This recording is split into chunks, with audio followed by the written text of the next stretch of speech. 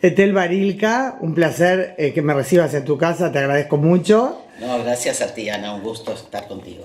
¿Y por qué te pedí que nos encontremos un rato? Quería hablar, aprender sobre el rol de la mujer judía y la mujer en Pesaj. Y nada mejor que consultarte a ti, estudiosa del tema, autora del libro Judaísmo en Femenino, creadora, fundadora y directora del portal Mujer y Judaísmo.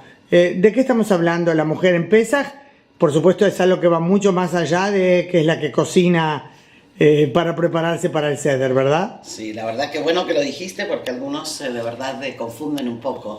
Y sí, el tema de la mujer en Pesaj, como muchas de las otras festividades, es un tema importantísimo. Aquí podemos verlo, yo diría en dos niveles, ¿no?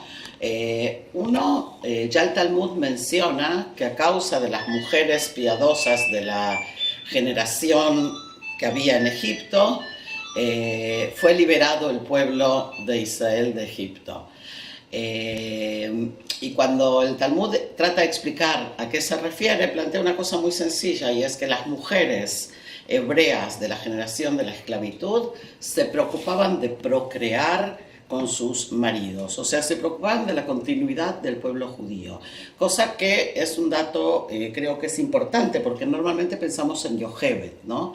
Que se preocupó de tener un hijo y esconderlo, etcétera, etcétera, pero... Yocheved, la mamá de Moshe, recordemos. La mamá de Moshe, que según esta versión, digamos, del Talmud, o según esta cita, no es que Yocheved se preocupó, sino que hay toda una generación de mujeres que se preocuparon porque el pueblo pueda continuar. Y si ya mencionamos a Yocheved, atrás de Moshe como figura central de la historia, hay una serie de mujeres que vale la pena mencionar, porque viste eso de que atrás de todo hombre hay una gran mujer. Bueno, sí, en este caso al lado, ¿no? de un hombre hubo muchas mujeres, porque tenemos por un lado a la mamá de Moshe, a Yocheved, tenemos a su hermana Miriam, que lo protege cuando está la cesta en el río, si recordamos la historia. Sí, en el Nilo. Sí, tenemos a la princesa, a la hija del faraón, que desobedece las órdenes de su propio padre y salva a ese niño. Y antes de que toda esta historia comience, tenemos a las dos parteras egipcias que desobedecen también las órdenes del faraón y no matan a los niños hebreos cuando nacen. O sea, a los primogénitos varones, ¿verdad? A los primogénitos varones que tenían, en realidad... Tenían, no solo primogénitos, no, en realidad, claro. En realidad tenían que matar a todos los varones hebreos que nacieran.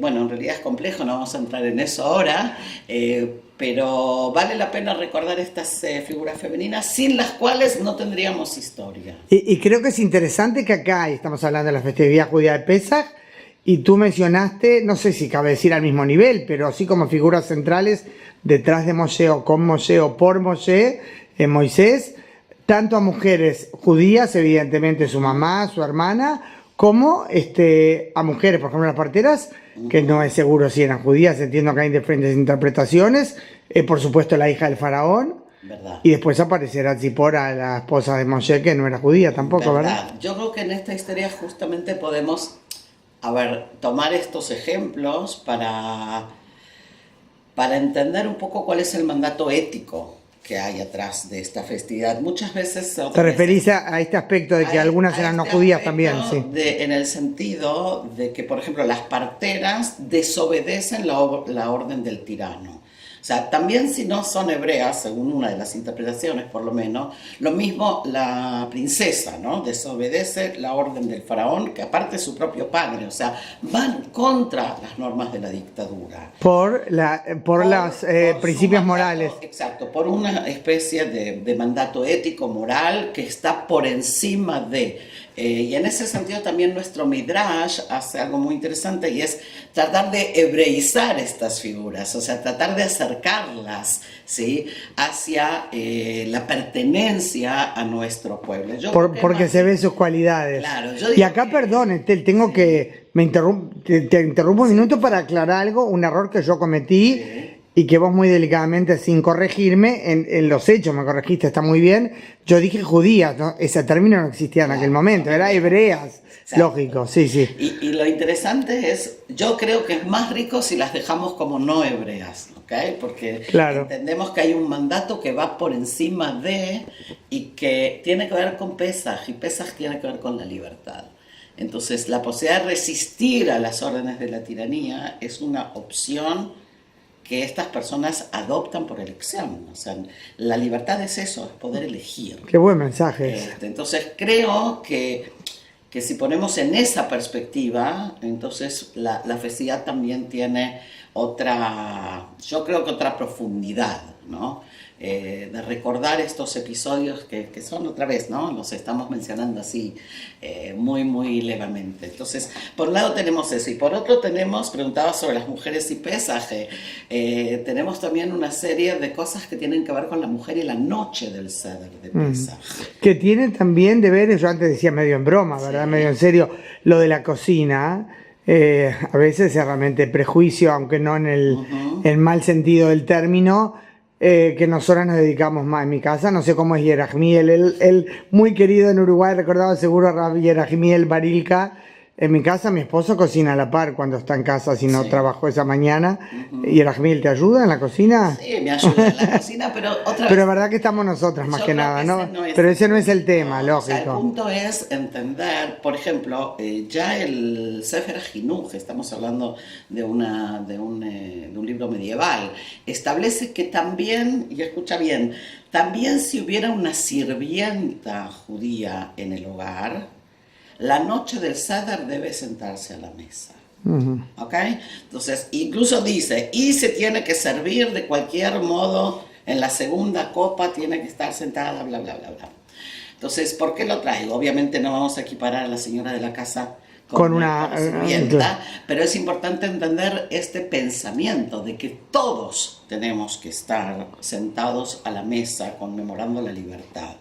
También incluso los sirvientes. Pero hay también un rol específico de la mujer en la noche del Pesaj, más allá de lo que preparó durante el día. No hay un rol específico, pero lo que sí a mi gusto, Ana, es importante marcar es que algunos piensan que es al revés, que la mujer no tiene que participar de ciertos rituales, cosa que pasa en Pesaj y pasa en muchas otras fiestas, porque piensan que al ser un mandato que depende del tiempo, y nosotros tenemos una categoría que son mandatos que dependen del tiempo de los cuales la mujer está exenta, hay algunos que piensan que entonces está exenta de Pesaj. Pues no, la mujer no está exenta de Pesaj y tiene obligación de participar cuando había sacrificio del sacrificio, tiene obligación de beber las 4 copas de vino, incluso el Talmud lo marca de manera muy clara, ¿sí?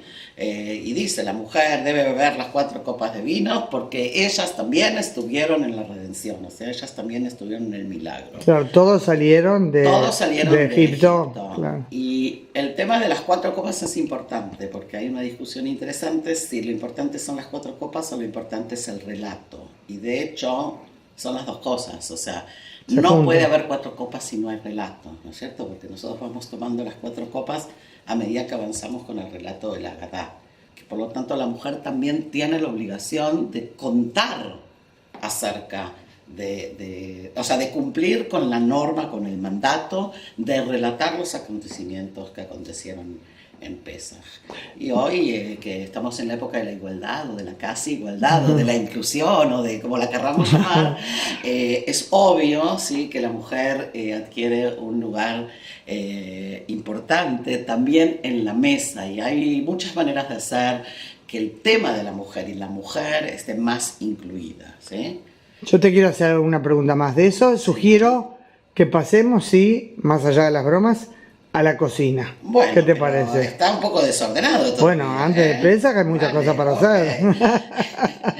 Bueno.